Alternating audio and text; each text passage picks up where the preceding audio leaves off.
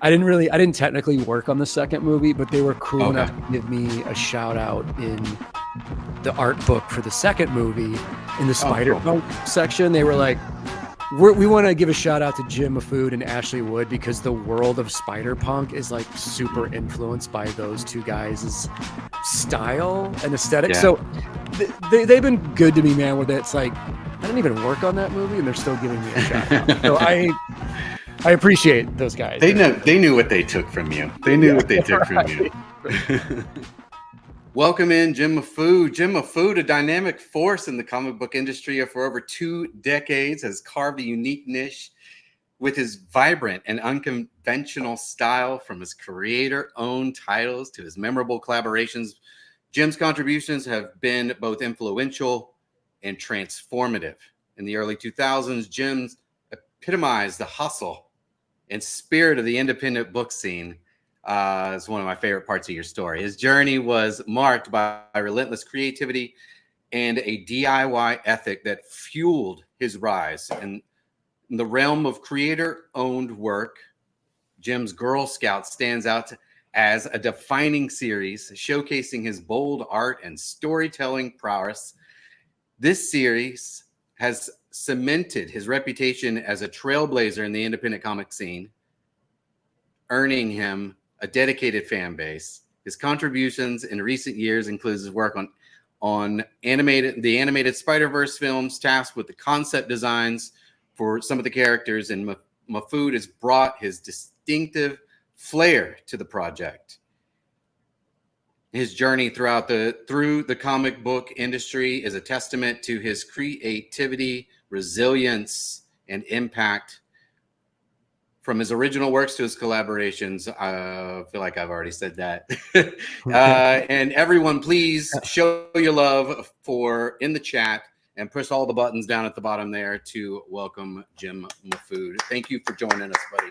Thanks for having me. Thanks for that fantastic intro. I appreciate it. Yeah, man. I've been a fan for a long time, since I had to go back and I was like, yeah, you are the guy from MySpace. I was following you on MySpace, I believe. When you were doing when you're doing a lot of live art events and more in the fine art world, I was following you. I do have a question that's not part of all of this, but did you ever have, and I tried to look for it, oh man, I searched, and did you have a write-up in Juxtapose magazine? Did they interview you at some point? I had a subscription to that. Yeah, I had like affiliations with them and like kind of the lowbrow art scene when I lived in LA for like 16 years. And I did some events with them and like live art, and was always at galleries in LA that kind of like worked with Juxtapose. And so all of us sort of knew each other. Yeah. I love that LA, the heavyweight live at the barbecue. They had like DJs show up. They had artwork. I saw them at Bonnaroo painting all the walls at Bonnaroo by themselves.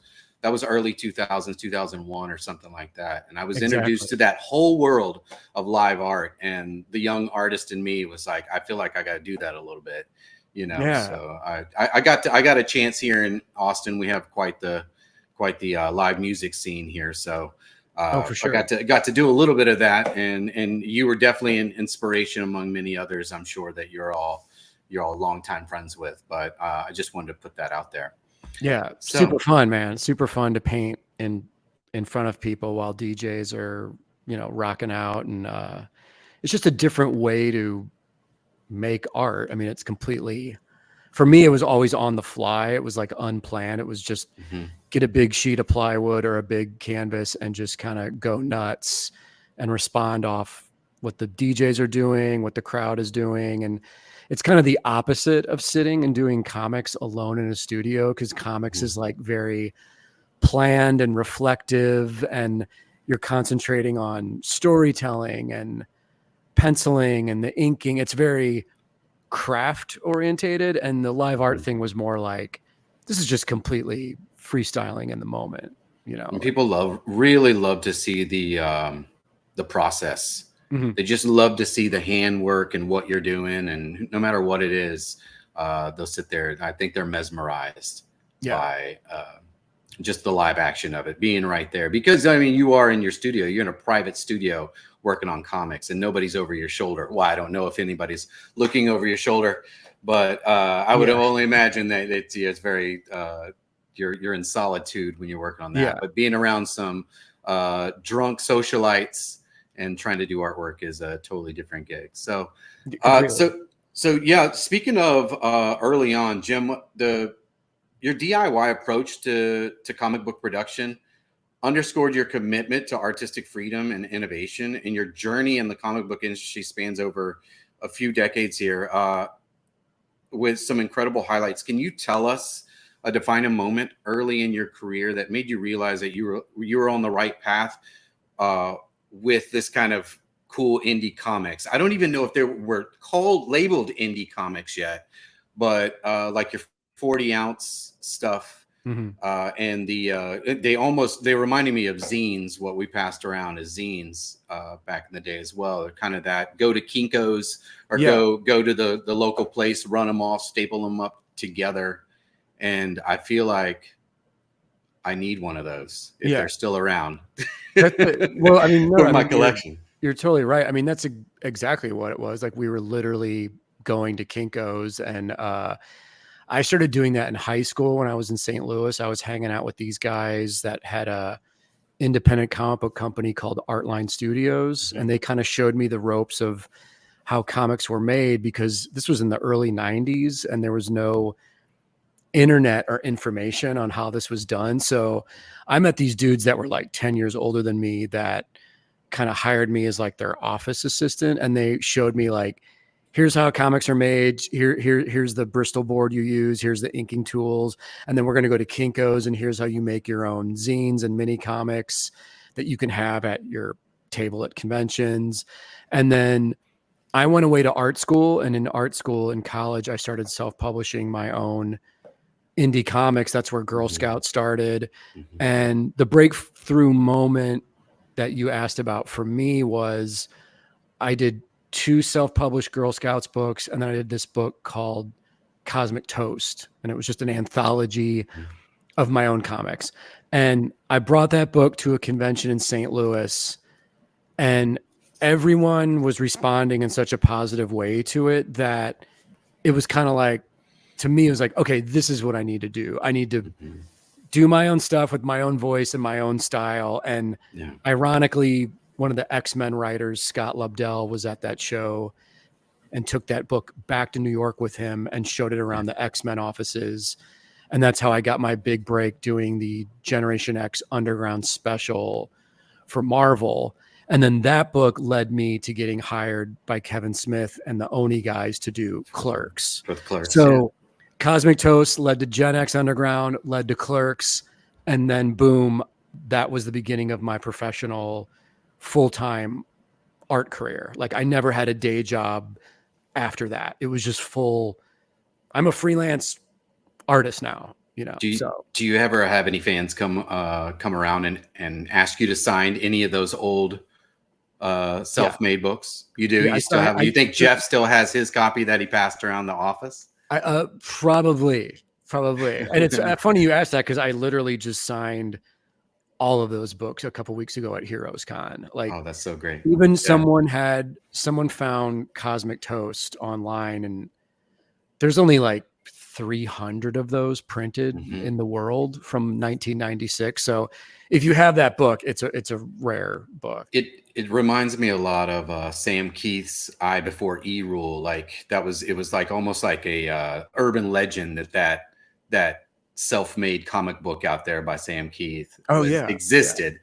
That when I started reading about him, that was the first thing I thought of.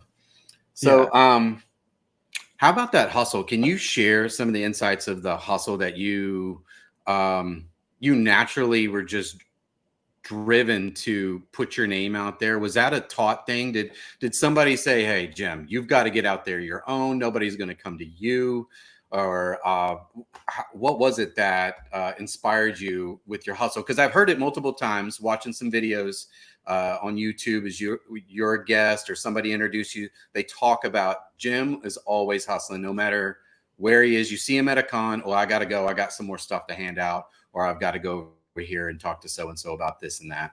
So was there anybody that told you to do that, or was that a natural instinct for you to be kind of have that business driven? Yeah. Well, I mean, I come from a family of like really hardworking people. Like no one in my family is lazy. And my dad from an early age always instilled in us this work ethic and a sense of like pride in your work and discipline. And I just kind of took that and focused it into this art path, which he didn't really know anything about, but he was kind of like, okay, if this is the path you want to explore, you want to go down, you know, go for it and fully do it and learn how to like market yourself, put your name out there, make business cards, you know. So him and my mom were very, they didn't understand the comics world, but once they saw how determined I was to do this as a career, they supported that. So, and then also, man, when I got to art school in the 90s, in the early and mid 90s, everyone was just, everyone I was around was like throwing their own parties and DJ events and publishing their own comics and zines. And you didn't really wait around for anyone to give you permission, or you didn't really wait for corporations.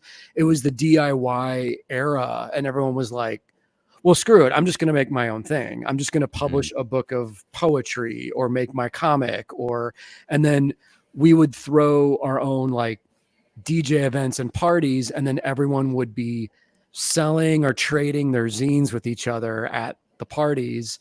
And then that kind of directly led me into, well, the comics version of that is basically like the black and white indie scene of comics, you know? And so one thing just kind of led to another, and it all made sense to me. But through my whole life and my whole career, I've always found it to be very, very exciting that this is my job. So the hustling and promotion part of it is like part of the fun or part of the excitement of being like, hey, you guys, check out my new thing I'm making.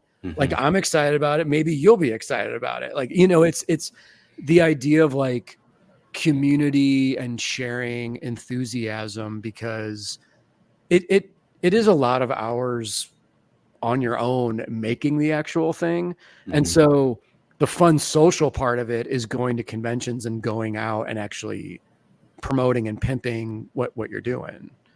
So I've always enjoyed the balance of both, like do a convention, be social, stand on your feet for 3 days, shake every hand, sign every comic, promote your stuff, and then go home and be alone for a week and make new stuff that you can then go out and promote in 6 months or whatever. Yeah. You ever have a desire to bring back those type of parties? I mean, I know that you don't really have to hand out zines to anybody anymore, but you know, kind of an open invite for the who's who of DIY independent comics at home comics right now. That would be an event. I do. That would be awesome. I do want to do that, Adrian, but I don't want to be the one that has to organize the party. And because, dude, I did that for like 15 years. Like we did our big San Diego Comic Con live art party every year. And it was me from LA, like organizing the DJs in San Diego, finding a club that would allow us to do that, going to Home Depot and buying all the boards and live art supplies. And the other artists, all great guys, friends of mine, they would just walk into the club that night and drink and paint and have a blast. But they didn't realize that like the amount of organization it takes to pull these parties off is like, it's a lot of work. It's a lot. Yeah. Get yourself an intern. I need, if anyone out it's there time to organize the next party. Yeah. Contact Put a me. shout out. So that's awesome, man. Yeah, I would love to be there. I would fly out for that one just to make that party. If you did that, that would be awesome. So you mentioned your support from your parents when you were younger. And just recently, I heard you mention a story about how you were lucky enough to land a job at a con merch table. I believe it was for Jim Lee or someone else, Yes. and then Jim Lee kind of stole you around. So there was some heavy hitters there, and then you ended up. I love the story about how you faced off with Jim Lee. I forget the name of the game, but there was some video game that you found yourself playing some video games with Jim Lee, and they asked you to come on the road with them to the next con or next couple of cons. You went home, asked your parents, and they said, absolutely. You said, can I drop out of the 11th grade Yes. for a few months and then come back and do this con with these heavy hitters? And your mother or your parents decided to say no, not give you that permission.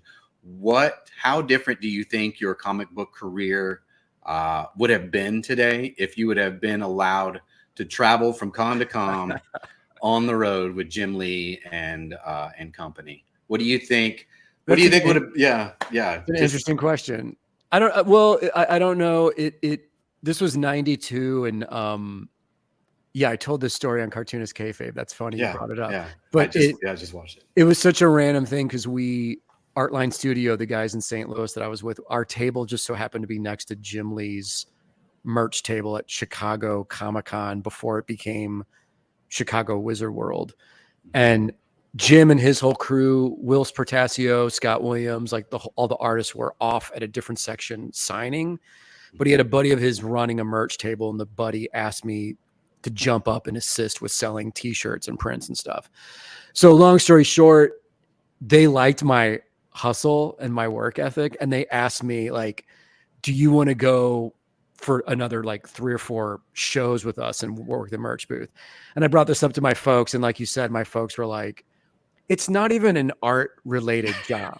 It's just you selling t-shirts. Like, this isn't gonna. But I was also, 92, I was like a junior in high school, so they were like, no, you're not taking 4 weeks off of school to.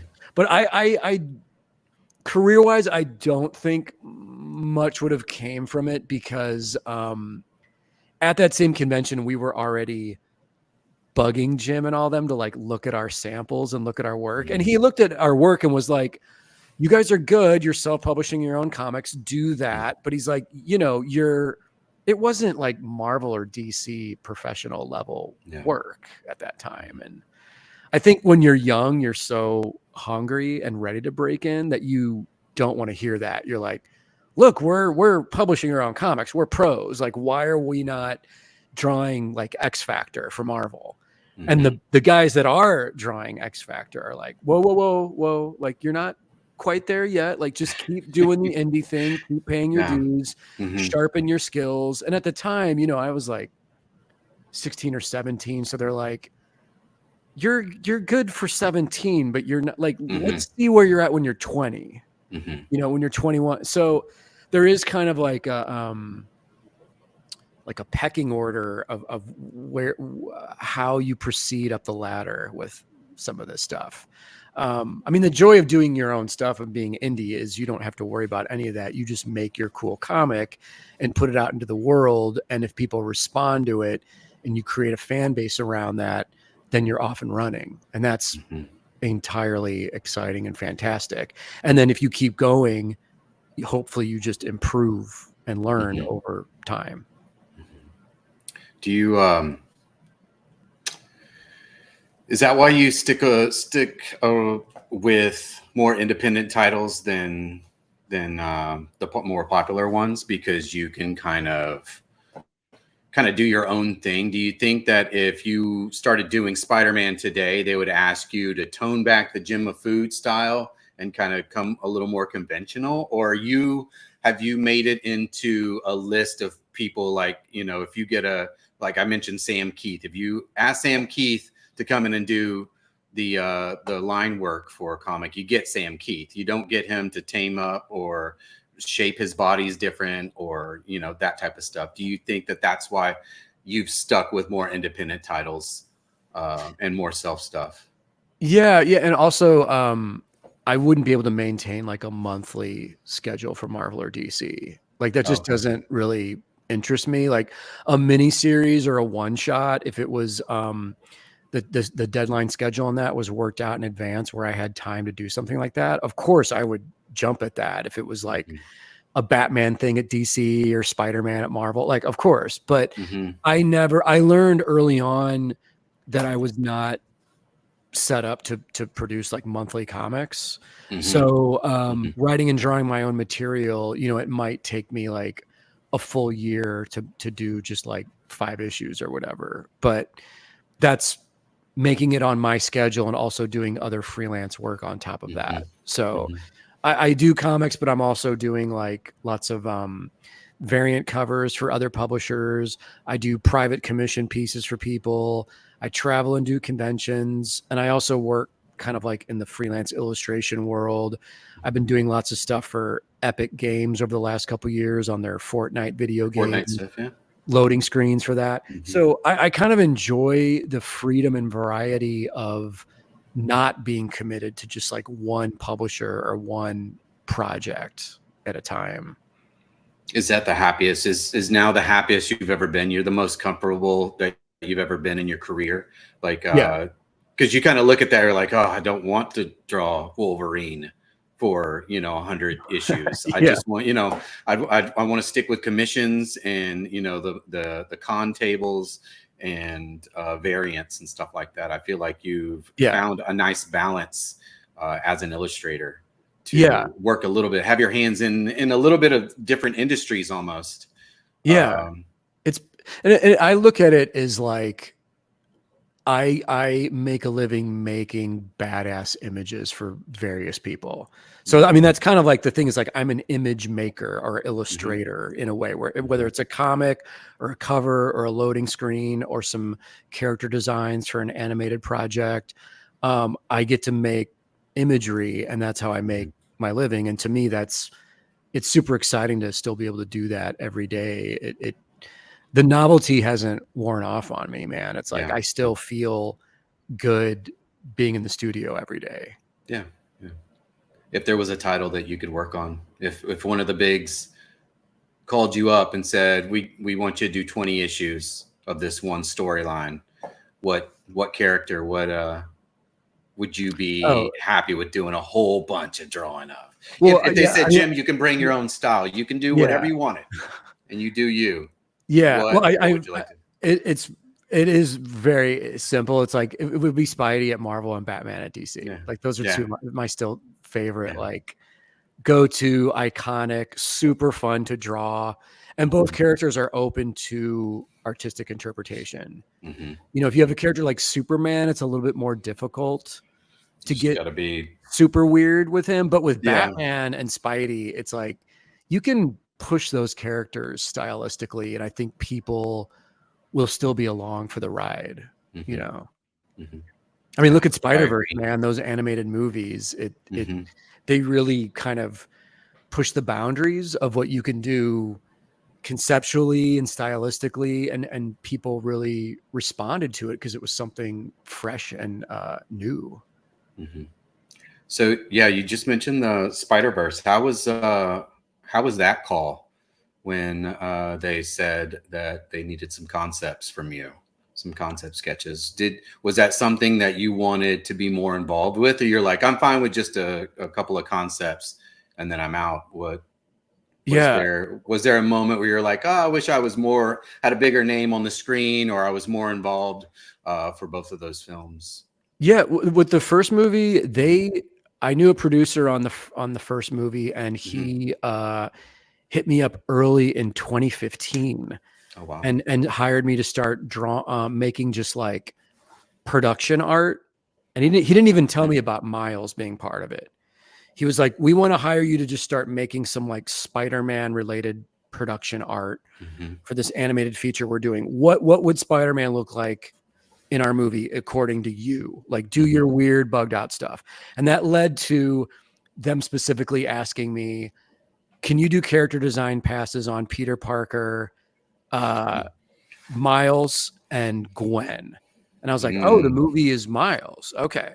And then we're getting into like 2016, 2017. And they liked those 3 characters. And then they hired me back on to do character passes on basically the entire cast, all the villains, except Miles's like mom and dad and stuff. But so what happens with a huge production like that is they hire me and then probably like 20 or 30 other guys and girls, and they get all of our crazy concepts, and then they just start Frankensteining all those designs together into the final master design of each character. So to even be part of the first movie and to have my art in like the coffee table art book for the first movie, there's some of my designs in that. Okay. To me, man, that was like a huge honor because I didn't know really what the movie was going to be until it was completely finished. I started seeing things, and then I saw the finished movie and was like, oh, this is way beyond what I thought it was going to be. This is incredible. It was so they pushed the envelope so hard that it was so refreshing. And I think it worked because, like I said, Spider-Man and Miles and that whole world can be tweaked stylistically and people still respond, you know. And it was just great. It was just so good. Yeah. And I think it's just going to keep getting better and better. But that's awesome that you were part of getting the ball rolling and all that. If I wasn't asked to do this and we weren't connected to do this interview, I would have never known. I don't think I would have dug that much. Or maybe years later, I would have opened that coffee table book at a Barnes and Nobles or something and saw your work in there, not knowing. But I felt like back in the back of my mind that I was like, that's Jim Mahfood doing halftones like Jim Mahfood does, right. and that leg, the way he's got the leg all kicked out and uncomfortable. It's that's a Jim Mahfood pose right there. And I started just seeing that, and it's funny that I noticed that, and then years later I find out that you were the beginning kind of it, doing the concepts. It was super fun. And the vibe of my work is in those 2 movies, but it's also like so many other artists are in there too, that like not one artist can really claim dominance over everything. The producers and art directors of that movie are brilliant in that they just pulled all these fantastic, unique resources together to make something super special. And I didn't technically work on the second movie, but they were cool enough to give me a shout out in the art book for the second movie in the Spider-Punk section. They were like, we want to give a shout out to Jim Mahfood and Ashley Wood because the world of Spider-Punk is like super influenced by those 2 guys' style and aesthetic. So they've been good to me, man, where it's like, I didn't even work on that movie and they're still giving me a shout out. So I appreciate those guys. They knew what they took from you. They knew what they took from you. Yeah. So looking ahead, we're coming up on time here in a few minutes, but looking ahead, what excites you most about the future of your career in the comic book industry and beyond? Do you have any? Are there any new artistic directions that you're kind of working on, or are there any kind of other mediums that you want to explore here in the near future or in the distant future? Yeah, I'm glad you asked that because I am working on a brand new project right now. I'm doing a new creator-owned comic book project that I'm going to kickstart. So I'm going to try the crowdfunding thing, which I've only done once before, and it was for a really badass pop-up book that a buddy of mine and I made. But this will be my first foray into creator-owned comic book project. So stay tuned to like my social media, and people can subscribe to my newsletter at jimmahfood.com to stay up on that. I will be announcing that sooner than later. And then also, man, I just launched recently a new YouTube show called Ink Pulp Live with my buddy Sean Crystal, where twice a month we get on YouTube on his show. We draw live. We have a live chat. We auction off those drawings during the show, but we also talk comics, talk craft, show what techniques and what tools we're using, promote comics, promote other people's comics. And we welcome aspiring artists into our chat to promote and pimp their books, their Kickstarters. So basically, man, what we're trying to do, great. and what I'm learning more about the future we're going into, is you have to create a community around all this stuff. You can't just be like isolated alone. Like, I'm just going to put stuff out and see if people respond. You have to have like a community and people supporting one another, and one thing feeds into the other. And then we all make this cool thing together and move it forward together. Because I feel like comics is such a niche art form, and those of us that are passionate about it, we don't want to see it go away, obviously. And it's not going to go away. It might get a little smaller or grow in size or get bigger, get smaller, whatever. But the community aspect of it and the sharing aspect of it is something I'm becoming more conscious of as time goes by. So those are the things that I'm doing. And like I said, I'll be announcing the Kickstarter sooner than later. That's so great. And with this new title, are we going to see crossovers of some of your other? Is that ever going to be a thing? Like the girls from Girl Scouts comes into the new title or anything like that? Not on this one, because it's its own self-contained new idea. But I will say next year is the 30th anniversary of the very first Girl Scouts comic I self-published, and I am doing. Is it this one? This one? That's the 1998 Oni one. Okay. There's a 95 one I did in art school. So I'm counting that as the official first one ever, which means 2025. It's insane to say this. It's the 30th anniversary. So I'm doing something with Image Comics next year to celebrate the 30th anniversary of Girl Scouts. Yeah, nice. All excited. So pretty exciting. Nice. Yeah. Sweet. So I mean, my last question was going to be that fans are always eager to know what's next for their favorite artists. I think you just answered it right there. You got the Kickstarter coming out. I heard a little something on a YouTube that you have something in the works with Scotty Young. Is that still going on? Is that something you can announce right here on the GenX Virtual Con? That's also too early to announce, but I'm living in the same city as him now. So I just saw him 2 days ago for lunch. Neighbors. So Neighbors with Scotty Young. I just show up at his studio and harass him and see what he's working on. Looking over his shoulder. Yeah. But I've been friends with that dude for a long time, and it's cool to be around like someone who's so successful and is also like a total hustler and hard worker, Yeah. Oh man. One of the best. People have shows just selling his stuff, hundreds and hundreds of covers. He's done like on Whatnot and other platforms and stuff. So it's amazing. He's gonna put you to work. You hanging out at his house. Yes, I know. You're gonna start inking stuff. Yeah, we're figuring things out as we hang out.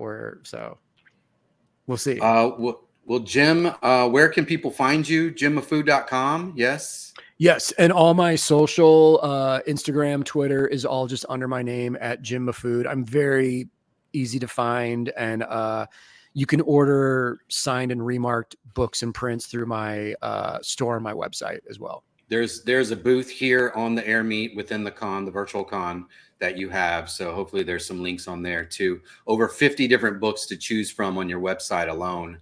It's hard for me to go through there. There's Ballpoint Slayer is the latest one, which is amazing. I need for my bookshelves here. Yeah. Show the people that one. That's just an art book of your work. Yes. Coffee table book. This is, I've been doing like straight to ballpoint stuff in the mornings. And this is a collection of, just some of my straight to ballpoint, like crazy stuff that I've been working on. So we should all do that in the morning. Coffee and a ballpoint pen and paper. I love it, man. I love it. Start the day off with stuff. It gets me loose and hyped up for the day. Nice. So much more on that website too, from merch, some cool t-shirts, prints, some original drawings on there. I have to thumb through those as well. But Jim, thank you so much. Hopefully you won't be a stranger. You'll make it back to another GenX Virtual Con. Thanks. Anytime. Thanks for your time. We appreciate it. From one huge fan I can't thank you enough. Thank you so much. Oh, thank man, you, Adrian. You did a taking the great time. job, man. Thanks. Appreciate it. All right, y'all. I think that's it. I don't know how to get out of here. Gen X, help me get out of here.